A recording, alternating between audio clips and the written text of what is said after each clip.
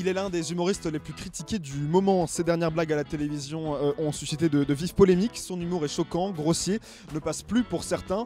Beaucoup donc le détestent, mais beaucoup aussi l'adorent. Sa tournée best-of partout en France cartonne. Il remplit les salles, toutes ses dates sont complètes. Quelle est sa vision de l'humour aujourd'hui? Comment a-t-il vécu cette polémique qu'il a secouée durant les derniers mois? Toutes ces questions, je vais aller les poser à un humoriste que vous connaissez bien. 30 ans de carrière déjà au compteur. Vous l'avez compris, j'ai rendez-vous avec Jean-Marie Bigard.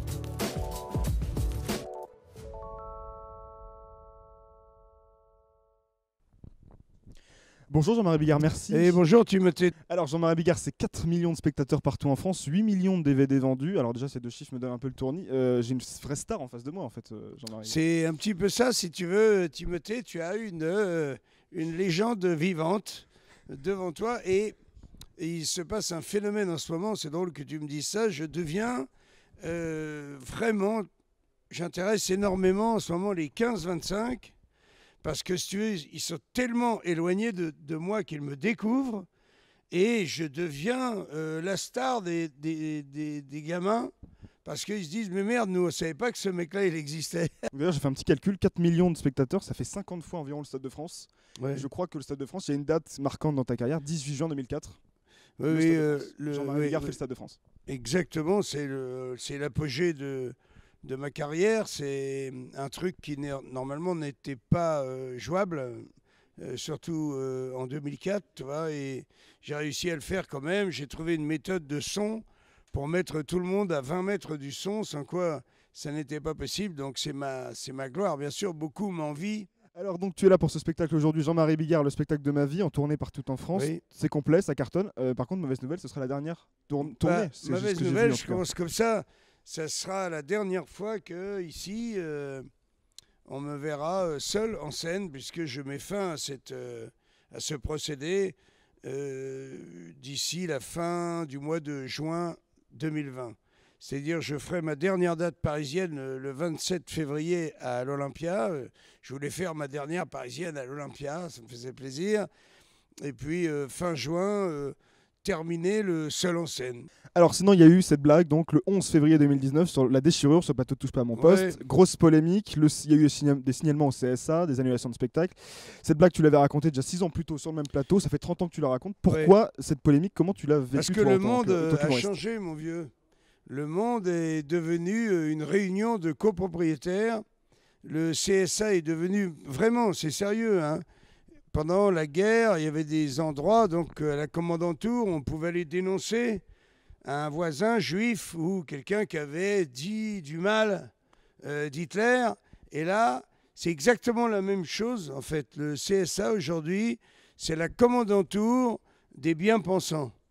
C'est-à-dire pour une poignée de connards qui sont choqués par une blague, ça fait tout d'un coup un tsunami de protestation et donc le monde, c'est pas moi qui ai changé, j'en suis la preuve vivante, c'est bel et bien le monde.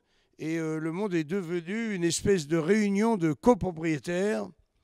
Quand on sait que sur l'échelle de la connerie, la réunion de copropriétaires, c'est le plafond, il n'y a rien au-dessus.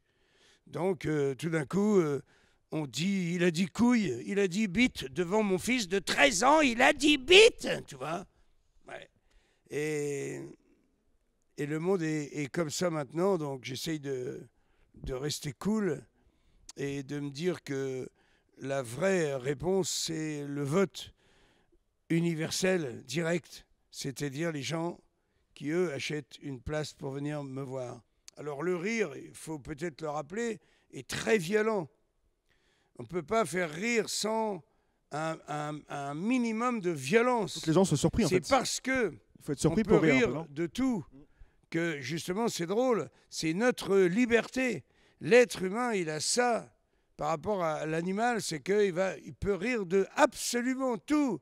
D'un enfant handicapé, de la mort de quelqu'un, du cancer, de tout. Heureusement, parce que si les humoristes ne sont pas là pour nous faire rire, encore une fois, avec le malheur, puisque je précise à tous ceux qui nous écoutent que c'est le malheur qui fait rire. Le bonheur fait pleurer, souviens-toi. Hein? Les amants se retrouvent, à la fin du film, ils s'embrassent et on est tous en larmes. Le bonheur fait pleurer. C'est le malheur qui fait rire. C'est comme ça. La vie est comme ça. Moi, je mets la main dans ma poche. Je fabrique une maternité au Burkina Faso parce que j'apprends que les femmes, il y a 7 villages, tu vois, qui ont plus de... Il y a 13 villages qui ont plus de 1000 personnes. 13 000 personnes. On va dire 6500 femmes accouchent sur la terre battue.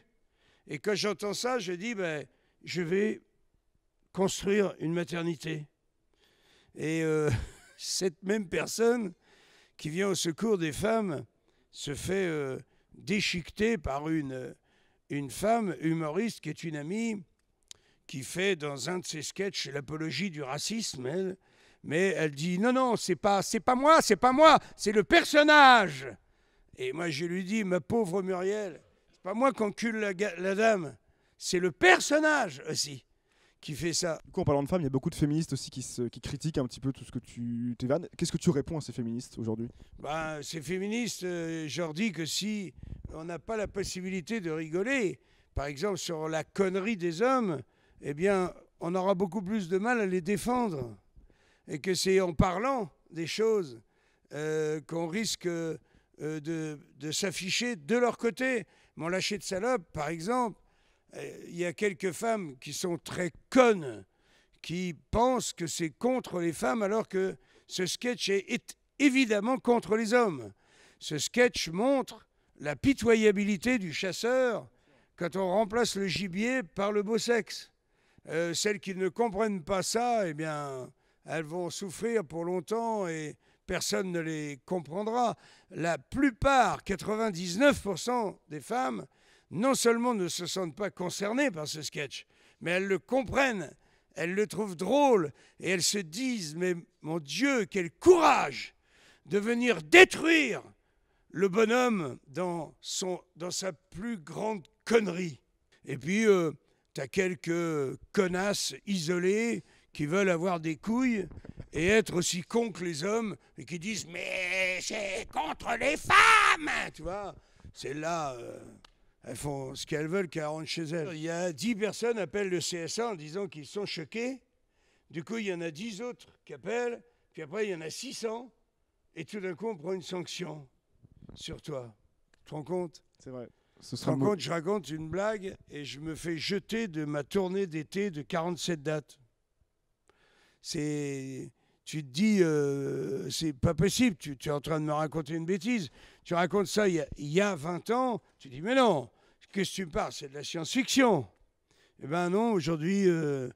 malheureusement, il faut vivre avec ce monde aujourd'hui qui... oui, on peut encore passer entre les gouttes, hein, c'est de plus en plus dur, mais certains y arrivent très bien. Gaspard Proust arrive à dire des choses extrêmement fortes. Ça passe. Ça passe très bien et on ne le soupçonne pas du tout, mais il y a un certain nombre de précautions à prendre. Tu vois, ce n'était pas le cas avant, c'est le cas maintenant.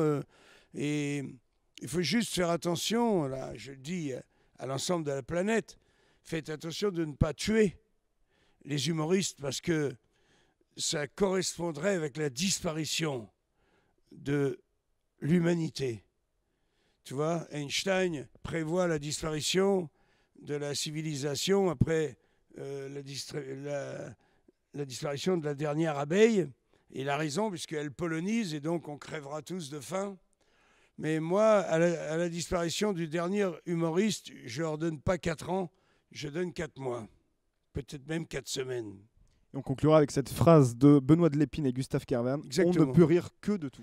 On ne peut rire que de tout. Merci beaucoup Jean-Marie Bigard, ça fait... De rien Timothée. Merci d'être venu. Quand je peux aider. Avec plaisir. Merci beaucoup. Allez, bye bye. Ciao. Ciao.